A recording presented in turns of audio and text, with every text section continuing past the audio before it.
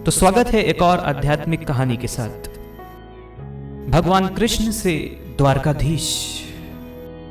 कृष्ण और राधा एक बार स्वर्ग में विचरण कर रहे थे, तभी अचानक दोनों एक दूसरे के सामने आ गए। ऐसा होने पर कृष्ण तो विचलित हो गए और राधा प्रश्नचित्त हो उठी। राधा भी व्याकुल हो गई। कृष्ण सकपकाए और राधा मुस्कुराई। इससे पहले कि कृष्ण कुछ कहते, इतने में ही राधा ने बोला, कैसे हो द्वारकाधीश। जो राधा उन्हें कान्हा कान्हा कह के बुलाया करती थी, उसके मुख से द्वारकाधीश का संबोधन कृष्ण को भीतर तक घायल कर गया। कृष्ण को बहुत दुख हुआ। फिर भी कृष्ण ने अपने आप को संभालते हुए खुद को संभाला और राधा से कहा, मैं तो तुम्हारे लिए आज भी वही कान्हा हूं जो कल था। तुम मुझे द्वारकाधीश मत कहो।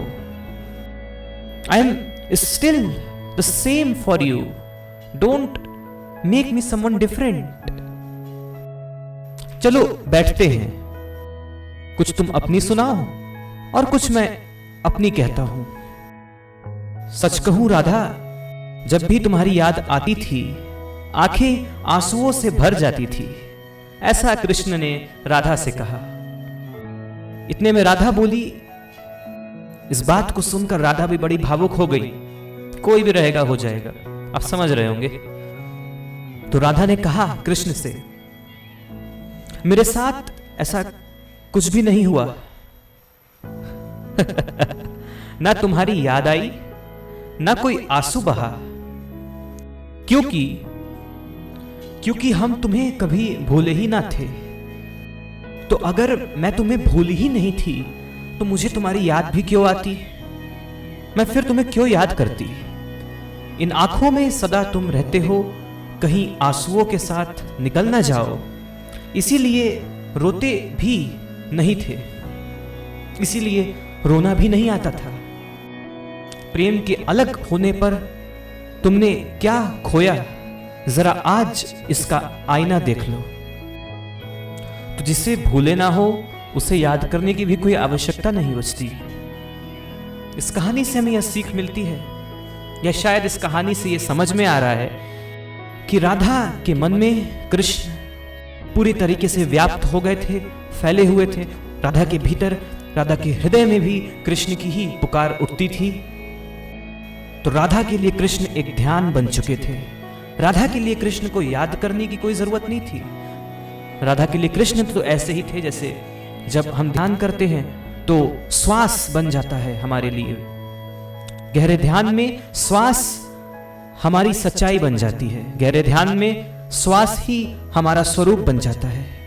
तो राधा के लिए कृष्ण श्वास मात्र थे, श्वास रूप थे, श्वास के स्वरूप थे राधा के लिए कृष्ण। और शायद प्रेम इतना ही गहरा होना चाहिए। The love should be deeper like this, the love should be true like this. तो we can understand from this story कि अगर प्रेम भी करना है तो इतना गहरा करो कि तुम्हारे श्वास में भी प्रेम की ही तरंगे उठे, तुम्हारा प्रेम ध्यान बन जाए। इतना ही प्रेम करना, इतने गहरे में प्रेम को ले जाना।